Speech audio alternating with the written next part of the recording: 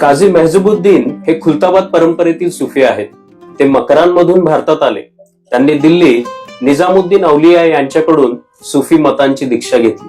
त्यांच्या मार्गदर्शनाखालीच शिक्षणही पूर्ण केलं. 735 हिजरीमध्ये काझी मेहजूबुद्दीन हे दिल्लीहून दौलताबादला आले.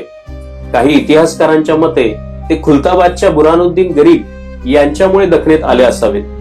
दौलताबादमध्ये काही काळ वास्तव्यानंतर ते केजला आले. केज येथे त्यांनी दीर्घकाळ चिश्ती मतांच्या शिकवणीचा प्रसार केला.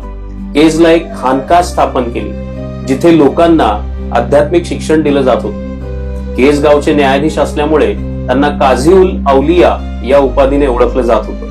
त्यांच्या जीवनाविषयी ऐतिहासिक माहिती कमी प्रमाणात उपलब्ध आहे. त्यांनी तसव्वुफवर काही ग्रंथ लिहिले होते, मात्र ते कालौघात नष्ट झाले. केजमध्येच त्यांचं निधन झालं.